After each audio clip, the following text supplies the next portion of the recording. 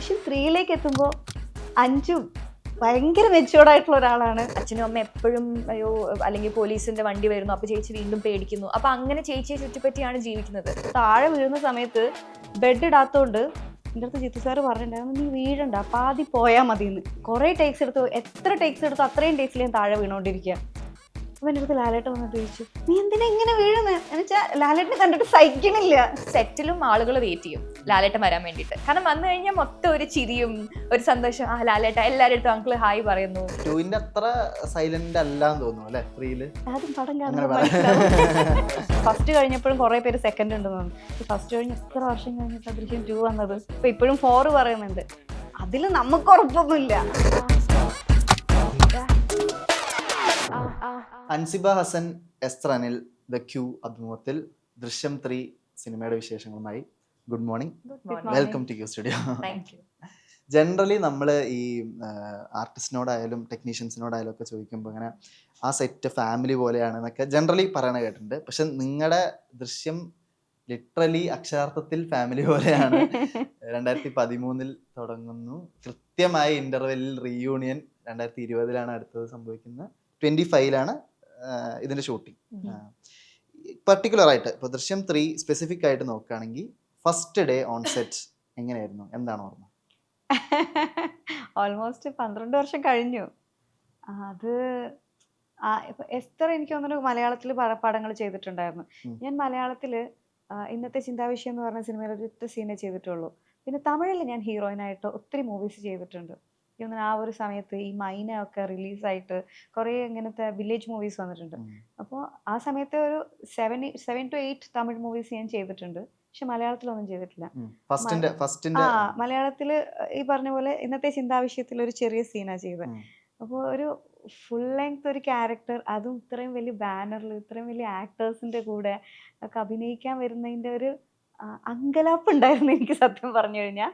പിന്നെ എനിക്ക് അത്ഭുതമായിരുന്നു, കാരണം ഞാൻ ഇവരെല്ലാവരും ആദ്യമായിട്ടാണ് കാണുന്നത്. അപ്പോൾ സെറ്റ് എന്ന് പറഞ്ഞു കഴിഞ്ഞാൽ ശരിക്കും ഒരു ഫിലിം സ്കൂൾ പോലെയാണ്. എല്ലാവരും ഉണ്ട്. അപ്പോൾ എല്ലാവരും ഭയങ്കര രസമായിട്ട് അഭിനയിക്കുന്നുണ്ട്. അപ്പോൾ നമുക്ക് കറക്ഷൻസ് ഉണ്ടെങ്കിൽ പറഞ്ഞു തരുന്നുണ്ട്. പക്ഷേ നമ്മളിപ്പോൾ സിനിമയിലുള്ള ആളുകൾ, സിനിമ സ്റ്റാർസ് എന്നൊക്കെ പറയുമ്പോൾ ഭയങ്കരമായിട്ട് നമ്മളടുത്ത് ആ ഒരു സ്റ്റാർഡം കാണിക്കുന്നൊക്കെ ഉള്ളത് നമ്മളിങ്ങനെ മാഗസീൻസിലൊക്കെ വായിച്ച് അന്നൊക്കെ അങ്ങനെയാണല്ലോ ഞാൻ അങ്ങനെ വിചാരിച്ചു വെച്ചിരിക്കുന്നത്. പക്ഷെ അങ്ങനെയല്ല, എല്ലാവരും ഭയങ്കര ഫ്രണ്ട്ലി ആയിരുന്നു, ഭയങ്കര വെൽക്കമിങ് ആയിരുന്നു. പിന്നെ ലാലേട്ടൻ്റെ കൂടെ അഭിനയിക്കുന്ന സമയത്ത് എനിക്ക് പേടിയുണ്ടായിരുന്നു. അപ്പം നമുക്കെല്ലാം സിംഗിൾ ടേക്കിൽ തന്നെ തീരും. അപ്പം അതിൻ്റെ മുന്നേ റിഹേഴ്സൽ ഉണ്ട്. അപ്പോൾ റിഹേഴ്സൽ കഴിഞ്ഞാൽ ആ സിംഗിൾ ടേക്കിൽ തീരണം. ഞാൻ കാരണം ഇനിയിപ്പോൾ സീൻ ഇതായി മോശമായി പോകരുത്, റീടേക്ക് വരരുത് എന്നുള്ളൊരു പേടിയുണ്ട്. അപ്പോൾ ഷോട്ട് കഴിഞ്ഞു കഴിഞ്ഞാൽ പിന്നെ ഞാൻ നോർമൽ അൻസിബായല്ലോ, പിന്നെ ഞാനിരുന്ന് ഇങ്ങനെ നോക്കില്ല ലാലേട്ടൻ്റെ, കാരണം ഞാൻ ആദ്യമായിട്ട് കാണുകയാണല്ലോ. അപ്പൊ ഞാൻ ഇങ്ങനെ നോക്കി ഏത് സീൻ കഴിഞ്ഞാലും എന്നുവെച്ചാൽ ഓട്ടോമാറ്റിക്കലി ഞാനിങ്ങനെ നോക്കിയും. അപ്പൊ ചിത്തു സാർ എല്ലാവരും ഒന്ന് കളിയാക്കും, ഷോട്ട് കഴിഞ്ഞാൽ അപ്പൊ ഇരുന്ന് ഇങ്ങനെ നോക്കൂല ലാലേട്ടനെ. പക്ഷെ സ്റ്റിൽ ഇപ്പോഴും അങ്ങനെ തന്നെയാണ് കേട്ടോ. എനിക്ക് ഇപ്പോഴാണെങ്കിൽ ഞാൻ അത് കുറച്ചും കൂടെ ഇന്നസെൻസ് ഉണ്ടായിരുന്നു. അപ്പൊ അത് കാരണം ഞാൻ ഓട്ടോമാറ്റിക്കലി അറിയാതെ ഇങ്ങനെ നോക്കിക്കും. ഇപ്പൊ ഞാൻ കുറച്ച് മുതിർന്ന ആളായതുകൊണ്ട് മാറിയിരുന്ന് അറിയാതെ നോക്കിയിരിക്കും. അതെ, അത് നോട്ടീസ് ചെയ്യരുതെന്ന് വെച്ചിട്ട്. പക്ഷെ ആ ഒരു ഫാമിലി ബോണ്ട് ഇപ്പോഴും ഉണ്ട്. ഇപ്പോൾ മീന ചേച്ചി ആണെങ്കിലും ലാലേട്ടനാണെങ്കിലും എസ്തർ ആണെങ്കിലും ഞങ്ങൾ 4 പേരും ആ ഒരു സെറ്റിൽ വന്നു കഴിഞ്ഞാൽ പിന്നെ ഞങ്ങൾ ആ ഫാമിലിയാണ്. എസ്തർ, ഈ പടത്തിന്റെ ദൃശ്യം 3 ഫസ്റ്റ് ഡേ ഓൺ സെറ്റ് എന്താ? ഫസ്റ്റ് ഡേ ഓൺ സെറ്റ് എന്ന് പറഞ്ഞാൽ ഫസ്റ്റ് ഡേയുടെ മറ്റേ സീനിലേക്ക് ഞാൻ വേഗം പോയി, മനസ്സിലായി. ഐ വുഡ് സേ ഇതിന്റെ ഫസ്റ്റ് ഡേക്ക് മുൻപേ നമുക്ക് ആ ഒരു ഫീലിംഗ് ആണല്ലോ 3 അനൗൺസ് ചെയ്യുന്നു എന്ന് പറയുന്നു. എനിക്ക് ഓർമ്മയുണ്ട്, ഞാൻ ആ സമയത്ത് ലണ്ടനിലാണ്. പിന്നെ ഈ പറയുന്ന ഒഫീഷ്യൽ ആയിട്ടുള്ള എല്ലാ ന്യൂസും ഞാൻ വായിച്ചാണ് അറിയുന്നത്. The very close to Jeethu അങ്കിളുടെ ഫാമിലി എല്ലാം ഞാൻ ഇങ്ങനെ പത്രത്തിൽ എഴുതുമ്പോഴാണ് ഞാൻ അറിയുന്നത്. അപ്പൊ ഞാൻ അങ്കിളുടെ മോളെയാണ് ആദ്യം വിളിച്ചത്, എടോ ഇങ്ങനെ ഒരു ന്യൂസ് കണ്ടു, ഇത് ഉള്ളതാണോ, കാരണം എപ്പോഴും ഇങ്ങനെ റിപ്പോർട്ടഡ് ആവുമല്ലോ. പറഞ്ഞു എടോ ഇത്തവണ കൺഫേം ആണ്. സോ അപ്പം മുതൽ നമ്മൾ മെന്റലി ബി പ്രിപ്പയറിങ്, ബിക്കോസ് ഇങ്ങനെ ഒരു സിനിമ വരുന്നു, വീണ്ടും 3 പാർട്ട് ജസ്റ്റ് ഈ ന്യൂസിൽ മാത്രം പറഞ്ഞു ഒരു സാധനം നടക്കുന്നു എന്നുള്ളത്. സോ അതിനുശേഷം I remember joining on set. ആ സമയത്ത് ലാലങ്കിൾക്ക് ഫാൽക്കെ അവാർഡ് പ്രഖ്യാപിച്ച ഒരു ടൈമും ആയിരുന്നു. അപ്പം ഒരു സെലിബ്രേഷൻ ആണ് നമ്മൾ തുടങ്ങിയത്, കേക്ക് കട്ടിങ്. അപ്പം എല്ലാവരും കൂടുന്നു, മീനാൻചി വാസ് ദെയർ, ലാലങ്കിൾ വാസ് ദെയർ, എല്ലാവരും ആന്റണി അങ്കിൾ എല്ലാവരും ഉണ്ടായിരുന്നു. So it was just like ഒരു ബിഗിനിങ് എന്ന് പറയുമ്പോൾ ആ ഒരു ചെറിയൊരു സെലിബ്രേഷനോട് കൂടിയാണ് നമ്മൾ സ്റ്റാർട്ട് ചെയ്തത്.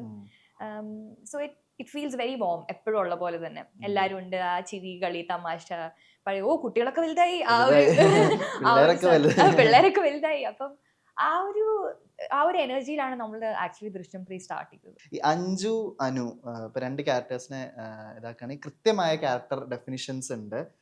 അതുപോലെ തന്നെ ഈ ക്യാരക്ടറിന് ട്രാൻസിഷൻസ് ഉണ്ടല്ലോ. അതായത് ഫസ്റ്റിലെ പോലെയല്ല. ഇപ്പൊ ഞാൻ ആലോചിക്കാറുണ്ട്, ഇപ്പോൾ ഇപ്പോൾ ദൃശ്യം 2 നിങ്ങൾ സെറ്റിലൊക്കെ വരുമ്പോൾ ആദ്യത്തേലത്തെ അതേ ക്യാരക്ടർ പിടിച്ചോ എന്ന് പറയാൻ പറ്റില്ല.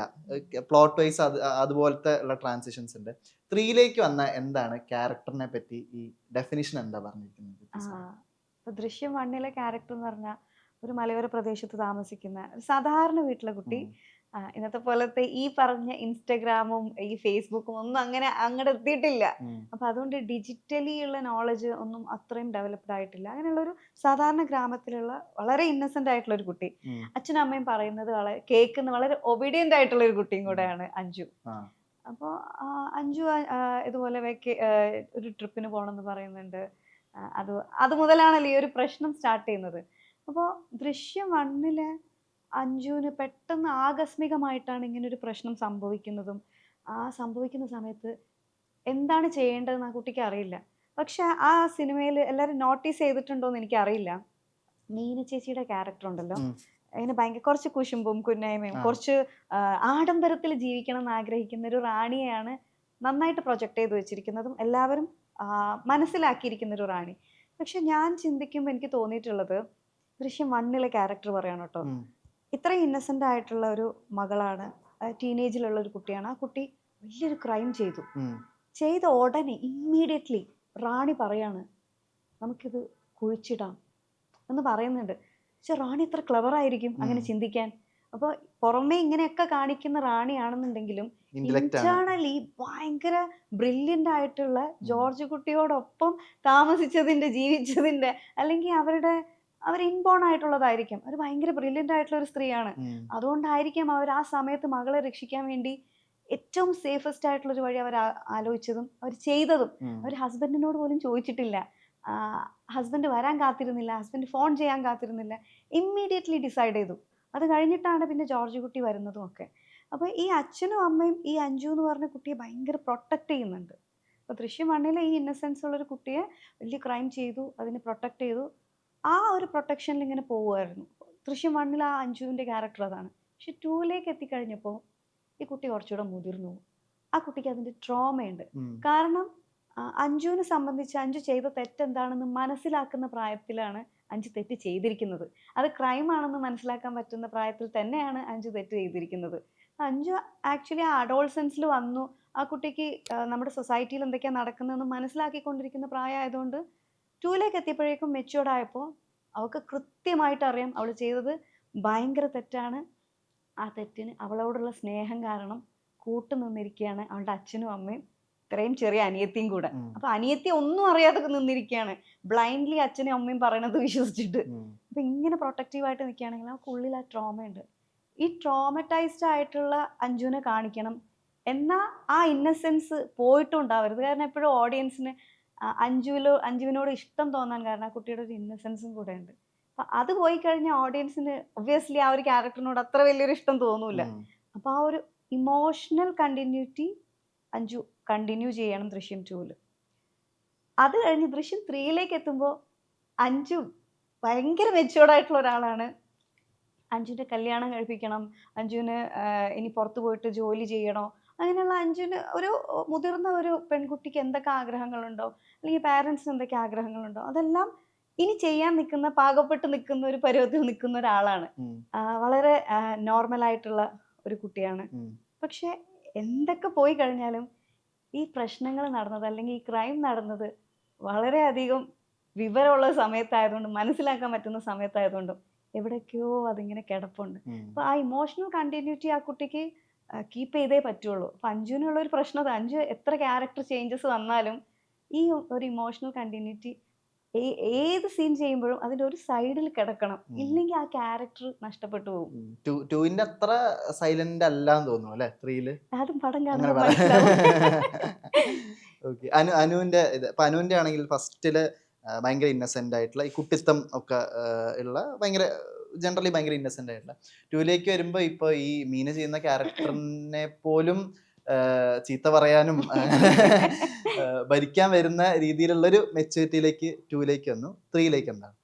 സോ എനിക്ക് തോന്നുന്നു അതിനെ നമ്മൾ ആക്ച്വലി ബ്രേക്ക് ഡൗൺ ചെയ്യുന്ന പോലെ ഇരിക്കും. ഇപ്പൊ മെച്യൂരിറ്റി എന്നുള്ളതും ഇപ്പോൾ connecting back to the same point. ഇപ്പൊ ഫസ്റ്റിൽ എന്ന് പറഞ്ഞാൽ അത്രയും ചെറിയൊരു കുട്ടി കാണാൻ പാടില്ലാത്ത കാഴ്ച, അല്ലെങ്കിൽ ആ ഇൻട്രോഗേഷൻ സീൻ എന്ന് പറഞ്ഞാൽ അത്രയും ട്രോമാറ്റിക് ആയിട്ടുള്ള കാര്യം, എത്ര വലുതായാലും അത് മറക്കാൻ പറ്റില്ല ആളെ സംബന്ധിച്ച്. പക്ഷേ വളരെ ചെറുതായിരുന്നു ധനും. അപ്പോൾ പാർട്ട് 2ലേക്ക് വരുമ്പോൾ നമ്മൾ കാണിക്കാൻ ശ്രമിച്ചിട്ടില്ല, എത്രമാത്രം കൺവിൻസിങ് ആയിട്ടുണ്ടെന്ന് അറിയില്ല, കാണിക്കാൻ ശ്രമിച്ച ഒരു ഗ്രാഫ് എന്ന് പറയുന്നത് സെക്കൻഡിൽ വരുമ്പോൾ ഫുൾ ഫോക്കസ് ചേച്ചിയിലാണ്. അച്ഛനും അമ്മ എപ്പോഴും അയ്യോ, അല്ലെങ്കിൽ പോലീസിന്റെ വണ്ടി വരുന്നു അപ്പൊ ചേച്ചി വീണ്ടും പേടിക്കുന്നു. അപ്പൊ അങ്ങനെ ചേച്ചിയെ ചുറ്റിപ്പറ്റിയാണ് ജീവിക്കുന്നത്. അപ്പം എവിടെയൊക്കെയോ അനുവിനൊരു അബാൻഡ്മെന്റ് ഫീൽ ചെയ്തിട്ടുണ്ട്. കാരണം അത്രയ്ക്കും ചേർത്ത് പിടിക്കുന്നുണ്ടാവില്ല. ഒബ്വിയസ്ലി ബിക്കോസ് അത് അനുവിനല്ല സംഭവിച്ചത്, അഞ്ജുനാണ്. അനുവിനും അഞ്ജുവിനോടൊരു സോഫ്റ്റ് കോർണർ എന്തായാലും ഉണ്ട്, കാരണം അത്രയും ഇഷ്ടമുള്ള ഫാമിലി ബോണ്ടിങ് ഭയങ്കര ക്ലോസ് ആണ്. അപ്പൊ എനിക്ക് തോന്നുന്നു മെച്യൂരിറ്റിനേക്കാൾ കൂടുതൽ ഒന്ന് ടീനേജറിന്റെ ടാൻഡ്രംസ് ഉണ്ട് 2ലേക്ക് വന്നപ്പം. പിന്നെ ഈ പറഞ്ഞ പോലെ ആരും എന്നെ നോക്കുന്നില്ല, അല്ലെങ്കിൽ എനിക്ക് വേണ്ട ഒരു സ്നേഹം കിട്ടുന്നില്ല എന്ന് എവിടെയൊക്കെയോ ഫീൽ ചെയ്തിട്ടുണ്ടാവും. പിന്നെ 3, ഇത് ഞാൻ തന്നെ സങ്കല്പിച്ച് എടുത്തൊരു സാധനമാണ്. എപ്പോഴും ഐ ഫീൽ അങ്ങനെ ഈ ഇളയ ആൾക്കാർ എപ്പോഴും വീടിനെ ലൈറ്റ് ഹാർട്ടഡ് ആക്കുന്ന ഒരു ടെൻഡൻസി ഉണ്ട് അവർക്ക്. എന്തൊക്കെ പ്രശ്നങ്ങൾ ഒരു കുടുംബം നടന്നു പോകുമ്പോഴും അവരെപ്പോഴും കുഞ്ഞാണല്ലോ, അപ്പൊ അവരിങ്ങനെ വരിക, തമാശ പറയുക, അല്ലെങ്കിൽ ഇങ്ങനെ റെബലായിട്ട് നടക്കുക എന്നുള്ളൊരു ടെൻഡൻസി ഇളയ ആൾക്കാർക്കുണ്ട്. അപ്പൊ ഇത് 3 എനിക്ക് തോന്നുന്നു സെക്കൻഡിൽ എപ്പോഴും എല്ലാവർക്കും പറയാനുള്ളത് ഭയങ്കര ടാൻഡ്രംസ്, അല്ലെങ്കിൽ പറഞ്ഞാൽ അമ്മേനെ ഭരിക്കുന്നു. പക്ഷെ ഒരു ഫ്രസ്ട്രേഷൻ ഉണ്ട്, ആരും ഒന്നും കറക്റ്റ് ആയിട്ട് പറയുന്നില്ല. ഇത് എങ്ങനെയാ, ഇത് തീർന്നോ ഇല്ലയോ, നമ്മുടെ ലൈഫ് എങ്ങോട്ടാ പോകുന്നത്. അങ്ങനെ കുറച്ചുകൂടി ഈ പറഞ്ഞ പോലെ ഫ്രണ്ട്സുമായിട്ടുള്ള ഒരു അറ്റാച്ച്മെന്റ് നമുക്ക് കാണാം പാർട്ട് 2-ല്. ഫ്രണ്ട്സ് വരുന്നു, ഞങ്ങൾ സ്ലീപ്പ് ഓവറിന് പോകുന്നു, അങ്ങനത്തെ ഒരു സാധനം. അമ്മയ്ക്ക് വരെ പേടി വന്നു ഫ്രണ്ട്സുമായിട്ട് ഷെയർ ചെയ്യോ എന്നുള്ളൊരു സാധനം. അപ്പൊ എനിക്ക് തോന്നുന്നു എവിടേക്കോ ഒരു അബാൻഡ്മെന്റും ഒക്കെ ഫീൽ ചെയ്തിട്ടുണ്ട് അനുവിന്. പക്ഷെ നോ മാറ്റർ വാട്ട്, കുടുംബം വളരെ ഇൻടാക്ട് ആണ്, ആ ബോണ്ട് വളരെ ഇൻടാക്ട് ആണ്. കാരണം എന്തൊക്കെ സംഭവിച്ചാലും we are in this together എന്നുള്ളൊരു ഫീലിംഗ് ഉണ്ട്.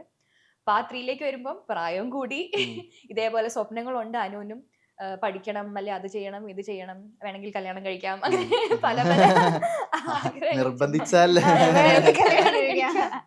അപ്പൊ അങ്ങനെയൊക്കെ അനുവിനും ആഗ്രഹങ്ങളുണ്ട്. പക്ഷെ there's something, ഒരു ഡാർക്ക് സീക്രറ്റ് നമ്മളൊക്കെ ഹോൾഡ് ചെയ്യുന്നുണ്ട്.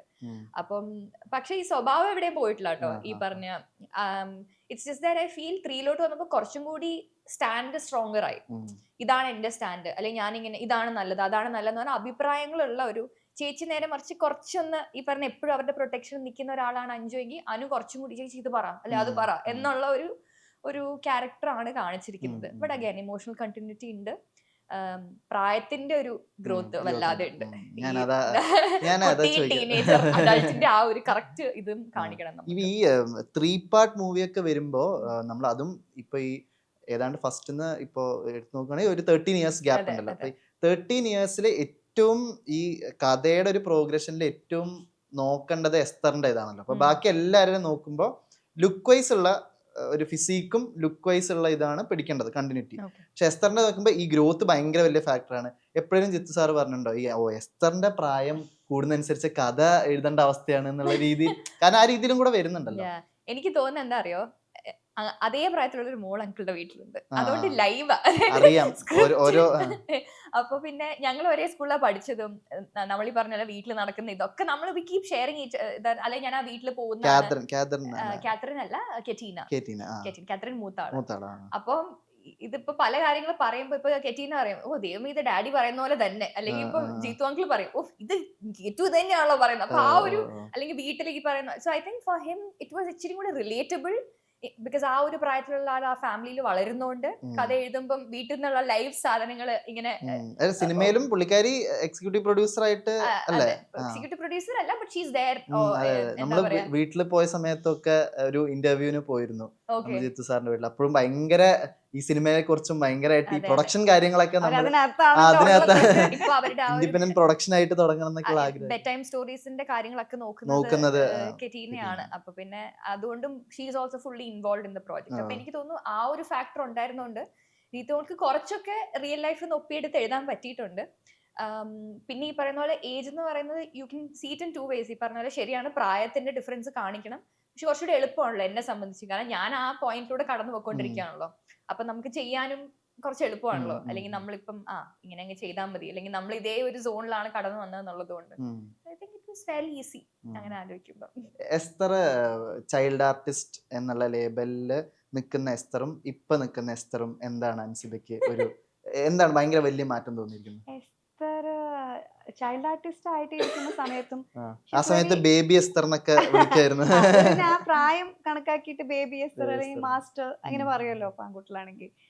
എസ്തർ പക്ഷെ അന്ന് നല്ല മെച്യൂർഡ് ആയിട്ടുള്ള കുട്ടിയാണ്. അന്നേ പ്രായത്തിൽ കവിഞ്ഞ മെച്യൂരിറ്റി എസ്തറിനുണ്ടായിരുന്നു. ഇപ്പൊ ഇവൻ ആക്ട് ചെയ്യുന്ന സമയത്താണെന്നുണ്ടെങ്കിലും അവൾക്ക് അന്നേ ക്യാമറ ആംഗിളൊക്കെ നന്നായിട്ട് അറിയാം.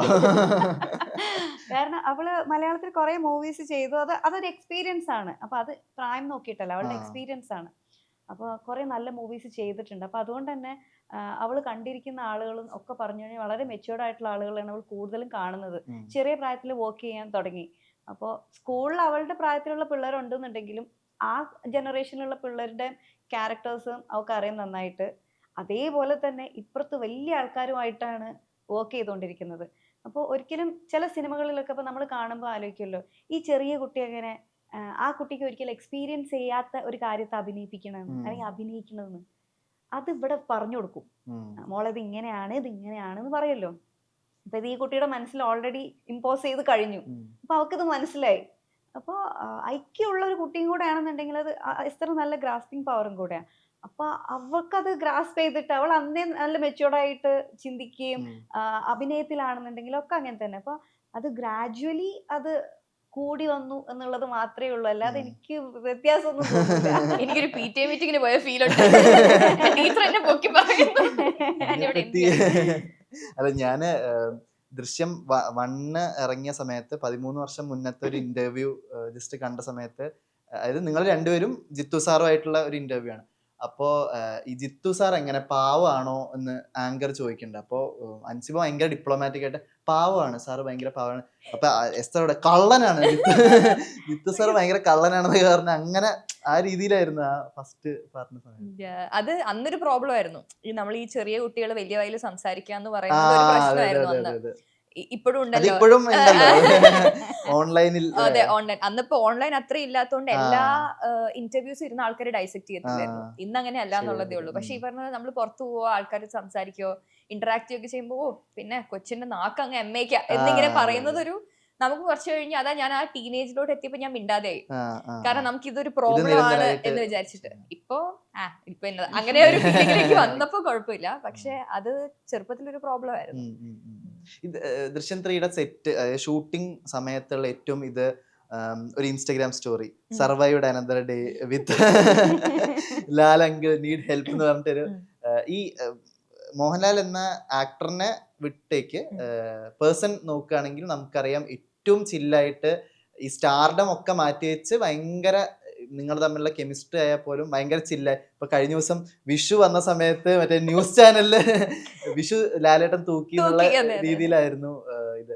എന്താണ് ശരിക്കും ആസ് എൻ ആക്ടർ അല്ല ഞാൻ ചോദിക്കുന്ന, ഔട്ട്സൈഡ് ക്യാമറ ബോണ്ട് എന്താണ്, കെമിസ്ട്രി എന്താണ്, ആ പേഴ്സൺ നിങ്ങൾക്ക് തരുന്ന വോംത്ത് എന്താണ് ശരിക്കും? ഞാൻ ഇതിനു മുമ്പ് ഇന്റർവ്യൂസിൽ പറഞ്ഞിട്ടുണ്ട്, ഇനിയും ദൃശ്യം 10 പാട്ട് തന്നെ ഉണ്ടെങ്കിൽ I would happily do it ലാലങ്കിളുടെ കൂടെ ആണെങ്കിൽ എന്നുള്ളത്. കാരണം ഞാനൊക്കെ ഇൻട്രൊഡ്യൂസ്ഡ് ആവുന്ന ഒബ്വിയസ്ലി മോഹൻലാൽ എന്ന് പറഞ്ഞ ഒരു നടന്റെ അല്ലെങ്കിൽ ആ ഒരു ഫെയിം ഒക്കെ കൊണ്ടായിരിക്കും നമുക്ക് ആ ഇനിഷ്യൽ ഇത് വന്നിട്ടുണ്ടാവും. പക്ഷെ once you start working with him there's another kind of energy. നമുക്കിങ്ങനെ ചിലരെ പറ്റി നമുക്ക് പറഞ്ഞാലും മതിയാവില്ലല്ലോ, അതുപോലത്തെ ഒരു ക്യാരക്ടറാണ്. ഇപ്പൊ ഞാൻ അദ്ദേഹത്തെ ഗ്ലേസ് ചെയ്യാൻ വേണ്ടി ഒന്നും ഇവിടെ നിന്ന് പറയുന്നല്ല, പക്ഷെ അതൊരു ജെന്യുവിൻ ഫീലിംഗ് ആണ്. എല്ലാ ദിവസവും എനിക്കൊന്ന് സെറ്റിലും ആളുകൾ വെയിറ്റ് ചെയ്യും ലാലേട്ടൻ വരാൻ വേണ്ടിയിട്ട്. കാരണം വന്നു കഴിഞ്ഞാൽ മൊത്തം ഒരു ചിരിയും ഒരു സന്തോഷം, ലാലേട്ട എല്ലാവരുടെ അടുത്തും അങ്കിള് ഹായ് പറയുന്നു.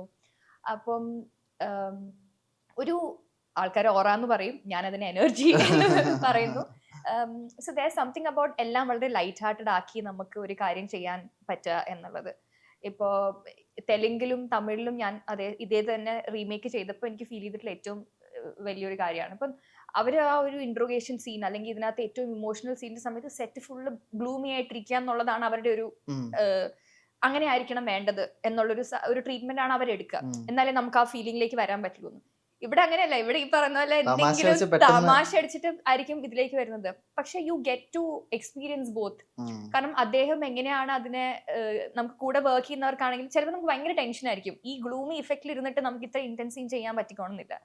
അതേ അവിടെ ഇരുന്ന് തമാശയൊക്കെ പറഞ്ഞ് ഇങ്ങനെ ഫോണിൽ ഇപ്പൊ റീലൊക്കെ കാണിച്ച് ഇരിക്കുമ്പം നമുക്ക് ഓക്കെ ഇത്രയൊക്കെ തന്നെ ഉള്ളൂ, ഇങ്ങനെ തന്നെ വിചാരിച്ചാൽ മതി എന്നുള്ളൊരു ഫീലിംഗ് കിട്ടും.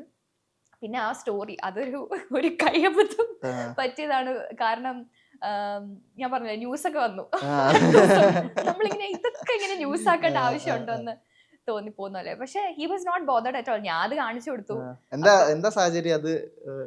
ഇപ്പൊ ഞാൻ അങ്കിൾക്ക് ഇപ്പം ഈ AI-യും ടെക്നോളജിയും ഭയങ്കര ഒരു എക്സൈറ്റ്മെന്റ് ആണ് അതിനെ പറ്റിയിട്ട്. അപ്പോ ഫോണിൽ ഇപ്പൊ പ്രോംപ്റ്റ്സ് കൊടുത്തു കഴിഞ്ഞാൽ ഇങ്ങനെ ഓരോന്ന് ഇൻസേർട്ട് ചെയ്യാൻ പറ്റും, അല്ലെങ്കിൽ നമ്മളെ ആടിനെ പട്ടിയൊക്കെ പറ്റും. ചെയ്തോണ്ടിരിക്കുക. അപ്പൊ ഇങ്ങനെ ഇത് കണ്ടോ, ഇന്ന് ഞാൻ ഇത് കണ്ടുപിടിച്ചു എന്ന് പറയുന്നത്. അപ്പൊ അങ്ങനെ ചെയ്തൊരു ഫോട്ടോ ആയിരുന്നു അത്. അങ്ങനെ എല്ലാ ദിവസവും എന്തെങ്കിലും ഉണ്ടാവും. ഇൻഫാക്ട് ദൃശ്യം 2-ന്റെ സമയത്ത് ഞാനൊരു പോസ്റ്റ് എഴുതിയിട്ടുണ്ടായിരുന്നു അവസാനം എല്ലാവർക്കും താങ്ക് യു പറഞ്ഞിട്ട്. അപ്പോൾ ആ സമയത്ത് ഞാൻ ഓർക്കുന്നത് എന്തെങ്കിലും ഒരു സാധനം കൊണ്ടുവരും നമ്മളെ ട്രോളാനോ ഒക്കെ ആയിട്ട്. ബിക്കോസ് അതിലാണ് അദ്ദേഹത്തിന്റെ എനർജി ഫുള്ള്. ഇങ്ങനെ നമ്മളെങ്ങനെ എന്തെങ്കിലുമൊക്കെ പറഞ്ഞ് എപ്പോഴും കളിയാക്കുക, അല്ലെങ്കിൽ ചെറിയ light hearted bullying. It's not like ആൾക്കാർ ഇനി എഴുതാൻ പോകുന്നത് എന്താണെന്ന് എനിക്കറിയില്ല. നമ്മള് സുഹൃത്തുക്കളുടെ ഇടയിലുള്ള ഒരു എനർജിയാണുള്ളത്. അപ്പം അതെല്ലാരും എൻജോയ് ചെയ്യുന്നതാണ് എനിക്ക് തോന്നിയിരിക്കുന്നത്. അറ്റ്ലീസ്റ്റ് മെജോറിറ്റി ആളുകൾ എൻജോയ് ചെയ്യും. ഞാൻ എൻജോയ് ചെയ്തു. അപ്പൊ ഇത്തവണ ടെക്നോളജി ആയിരുന്നു ഫുള്ള്. ഇത് കണ്ടോ അത് കണ്ടോ, അല്ലെങ്കിൽ മറ്റേ നമ്മുടെ ഇതല്ലേ സ്ട്രോബെറിറ്റ, അറിയോ? അറിയില്ല. അതായത് പൂച്ചയുടെ ആനിമേഷൻ ഒക്കെ ഉണ്ടാവുമല്ലോ, പൂച്ച ജോലിക്ക് പോകുന്നു എന്നിട്ട്. അപ്പൊ അങ്ങനത്തെ സാധനങ്ങള് അതൊക്കെ ഭയങ്കര എക്സൈറ്റ്മെന്റ് ആണ്. അല്ലെങ്കിൽ ഡോഗ് ഇങ്ങനെ സ്കൂളിൽ പോകുന്നു, അപ്പൊ പിന്നെ അവരെ പുറത്താക്കുന്നു, അങ്ങനത്തെ സാധനങ്ങൾ. അപ്പൊ മ്യൂസിക് വെച്ചിട്ട് അതിനുണ്ടാവും. So his is consuming all those things. He is very excited. So just like any other നമ്മുടെ ഒരു ഡാഡ് ഒരു പ്രായം കഴിയുമ്പോൾ വീണ്ടും കുട്ടിയിലേക്ക്. എക്സാക്ട്ലി, അത്രേ ഉള്ളൂ. ഭയങ്കര തമാശയൊക്കെ പറഞ്ഞ് ഈ ഫ്ലിപ്പ് ചെയ്യുമ്പോ നമുക്കത് എല്ലാവർക്കും അത് പറ്റണമെന്നില്ലല്ലോ. നമുക്ക് ഭയങ്കര ടെൻഷൻ. അല്ല അങ്ങനെയൊന്നുമില്ല. ഇപ്പൊ ദൃശ്യം 1 തന്നെയാണെന്നുണ്ടെങ്കിലും ഈ അതിന്റെ ക്ലൈമാക്സ് സീനിൽ ഈ പശുക്കുട്ടിനെ എടുക്കുന്നുണ്ടല്ലോ ഈ പറമ്പിന്ന്. അപ്പൊ പശുക്കുട്ടിനെ എടുക്കുമ്പോ ഈ ആശ ചേച്ചിയുടെ ക്യാരക്ടറും സിദ്ദിഖയുടെ ക്യാരക്ടറും ഒക്കെ ഇങ്ങനെ അത്ഭുതപ്പെട്ട് ജോർജ് കുട്ടിനെ നോക്കുന്നുണ്ട്. അപ്പൊ ലാലേട്ടൻ ഇങ്ങനെ നിന്നിട്ട് ഞാനൊന്നും ചെയ്തില്ല എന്നുള്ള രീതിയിൽ നിൽക്കുന്നുണ്ട്. ഓഡിയൻസ് ആകെ ടെൻസ്ഡും ആണ്. ഇനി കിട്ടിയത് ഇതാണോ എന്ന് വിചാരിച്ചിട്ട്. ആ സീൻ ചെയ്യുന്ന സമയത്ത് ആക്ച്വലി അതിന്റെ ആ സീൻ എടുക്കുന്നതിന്റെ മുന്നേ ആരുടെ വീട്ടിലെ ബർത്ത്ഡേ ആണെന്ന് എനിക്കറിയില്ല. ഏതോ ഒരു ആർട്ടിസ്റ്റിന്റെ വീട്ടിലെ വൈഫിന്റെ ആരുടെയോ ബർത്ത്ഡേ ആണ്. ലഡു കൊണ്ടുവന്നിട്ടുണ്ടായിരുന്നു. എല്ലാവർക്കും ലഡു കൊടുത്തു, ഡിസ്ട്രിബ്യൂട്ട് ചെയ്തു, എല്ലാരും കഴിച്ചു. ഞാൻ ലഡു കഴിച്ചുകൊണ്ടിരിക്കുകയാണ് എടുക്കുന്നതിന് ജസ്റ്റ് മുന്നേ. അപ്പൊ ഇത് കഴിച്ച് പെട്ടെന്ന് റോളിംഗ് പറഞ്ഞപ്പോ ഞാൻ കഴിച്ചോണ്ടിരിക്കുക. ഞാൻ വിഴുങ്ങി, പകുതി എന്റെ കയ്യിലുണ്ട്. അപ്പൊ എന്നെ നോക്കി ലാലേട്ടൻ. ഇത് വെക്കാനൊരു സ്ഥലമില്ല, ഫുഡ് ആയതുകൊണ്ട് താഴെ നമുക്ക് ഇടാൻ പറ്റൂലല്ലോ. അപ്പൊ ഞാൻ ഇതിങ്ങനെ പിടിച്ചിരിക്കുക, എന്റെ കയ്യിൽ നിന്ന് അത് വാങ്ങിച്ച് പോക്കറ്റിലങ്ങിട്ട്. ആ സീനിൽ നോക്കി അറിയാൻ പറ്റും ലാലേട്ടൻ ഇങ്ങനെ നെഞ്ചിൽ കൈ വെച്ചിരിക്കുന്നത്, ലഡു മറച്ചു വെച്ചിരിക്കുക. എന്നിട്ട് ഷോട്ട് കഴിഞ്ഞപ്പോ കുറച്ച് ചതങ്ങിപ്പോയി കഴിച്ചു. അങ്ങനെയാണ്. അപ്പൊ അത് 2-ലാണെന്നുണ്ടെങ്കിലും അങ്ങനെ തന്നെ. പക്ഷെ ഉണ്ടല്ലോ ഭയങ്കരമായിട്ട് നമ്മളെ പ്രൊട്ടക്ട് ചെയ്യും, ഭയങ്കര കെയറിങ്ങും കൂടെ ഉള്ളതാട്ടോ. അപ്പൊ തമാശയുണ്ട്, എല്ലാം ഉണ്ട്. പക്ഷെ എപ്പോഴും വർക്കിന്റെ കാര്യത്തിൽ ഒരു സീരിയസ്നെസ് ഉള്ളിന്റെ ഉള്ളിൽ എപ്പോഴും എല്ലാവരുടെ അടുത്തും ഉണ്ടാവും. അപ്പോൾ ഞാൻ ഇപ്പൊ ദൃശ്യം 2-ല് എനിക്ക് ഫിറ്റ്സ് വന്നിട്ട് താഴെ വീഴുന്ന ഷോട്ട് ഉണ്ട്.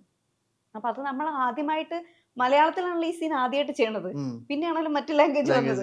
അതുകൊണ്ട് നമ്മൾ ബെഡിലൊന്നും ആലോചിച്ചില്ല വീഴുന്ന സമയത്ത്. കാരണം ആ സമയത്ത് ഞാൻ കുറെ ഡോക്ടേഴ്സ് ചെയ്ത വീഡിയോസ് കുറെ ഡോക്ടേഴ്സിനോടൊക്കെ സംസാരിച്ചിട്ടുണ്ടായിരുന്നു.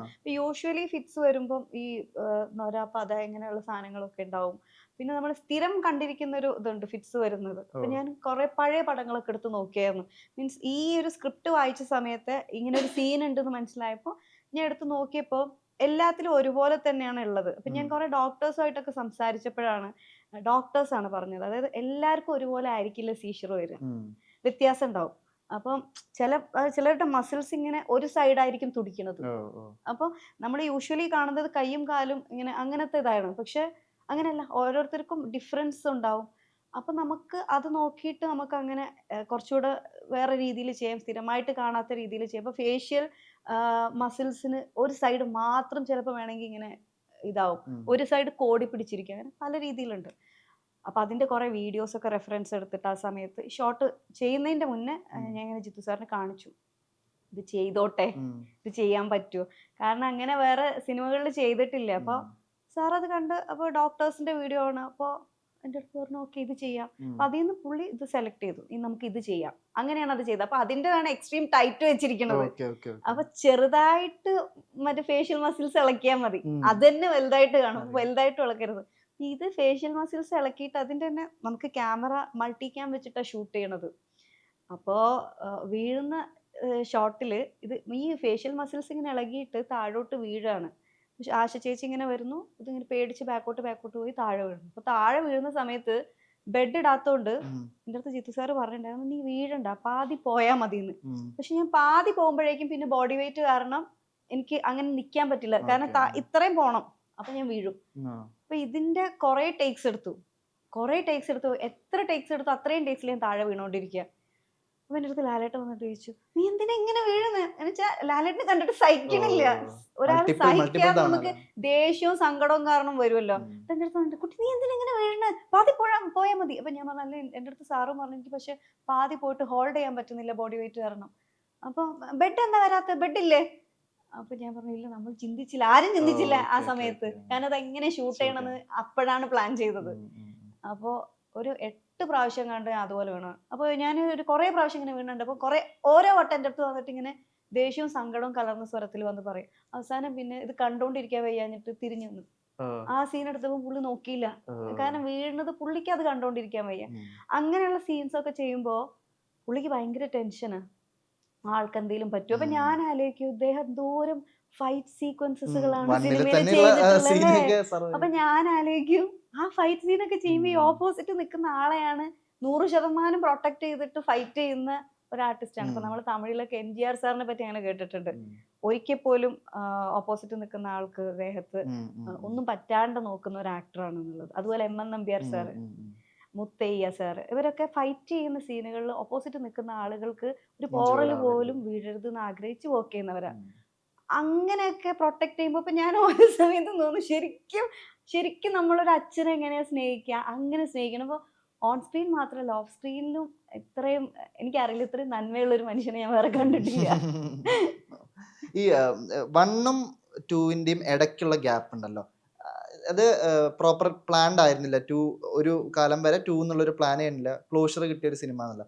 പക്ഷെ ദൃശ്യം 2 കഴിഞ്ഞിട്ട് 3 വരെയുള്ള ഒരു ഗ്യാപ്പ് ഉണ്ടല്ലോ, ആ ഗ്യാപ്പ് ശരിക്കും എങ്ങനെയാണ്? അതായത് നിരന്തരമായിട്ട് നിങ്ങളുടെ ഭാഗത്തുനിന്ന് ഒരു ഇൻഫർമേഷൻ ഒക്കെ ഉണ്ടോ, ഇങ്ങനെ 3 നടക്കാൻ പോകുന്നു, എപ്പോൾ നടക്കും, അങ്ങനത്തെ ഒരു അപ്ഡേറ്റ് സാധനങ്ങളൊക്കെ ഉണ്ടായിരുന്നു? പറയാൻ പറ്റാത്ത പാസ് ചെയ്താണോ? അല്ല, ഞാൻ ചേച്ചി പറയാൻ തുടങ്ങി. ഇല്ല, അങ്ങനൊന്നും ചിന്തിച്ചിട്ടില്ല. ഇപ്പൊ എനിക്കാണെങ്കിൽ ഇങ്ങനെ ഇതുപോലെ ന്യൂസ് കാണുന്നല്ലാതെ നമുക്ക് അങ്ങനെ ഉറപ്പൊന്നുമില്ല. ഇപ്പൊ ഇപ്പോഴും 4 പറയുന്നുണ്ട്, അതില് നമുക്ക് ഉറപ്പൊന്നുമില്ല. ലീഡ് ഉണ്ട്, പക്ഷെ അത് അല്ല, അതിങ്ങനെ ഓരോരുത്തർ പറയും ഉണ്ട്. ഇപ്പൊ ഫസ്റ്റ് കഴിഞ്ഞപ്പോഴും കുറെ പേര് സെക്കൻഡ് ഉണ്ടെന്ന് പറഞ്ഞു. പക്ഷെ ഫസ്റ്റ് കഴിഞ്ഞ് എത്ര വർഷം കഴിഞ്ഞിട്ട് ദൃശ്യം 2 വന്നത്. അപ്പൊ 1 കഴിഞ്ഞ സമയത്ത് ഞാൻ എക്സ്പെക്ട് ചെയ്തിരുന്നു 2 പെട്ടെന്ന് വന്നാൽ നല്ലായിരുന്നു. പക്ഷെ അത് വരാൻ ഒരുപാട് വർഷം എടുത്തു. ഇത് വരാൻ കുറച്ച് വർഷങ്ങൾ എടുത്തുള്ളൂ. കമ്പയർ ചെയ്യുമ്പോൾ കുറവാണ്.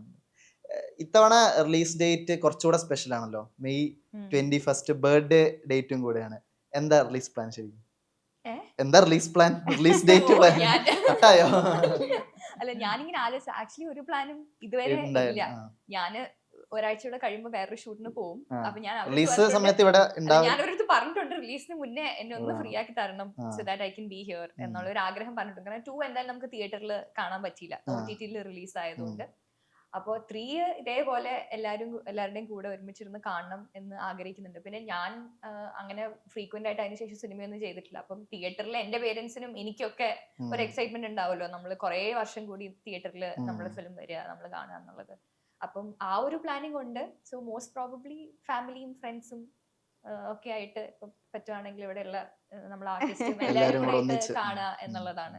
ലാലങ്കിലൂടെ ഉണ്ടോ ഇല്ലയോ എന്നുള്ളതാണ് വലിയ ചോദ്യം. അതിനെപ്പറ്റി നമ്മൾ ഇപ്പോഴും അറിയില്ല, പക്ഷേ എക്സൈറ്റഡ് ആണ്. Thank you so much. അപ്പോൾ 21 എല്ലാവിധ ആശംസകളും. ഇനി കാണാൻ സംസാരിക്കാം. Thank you so much.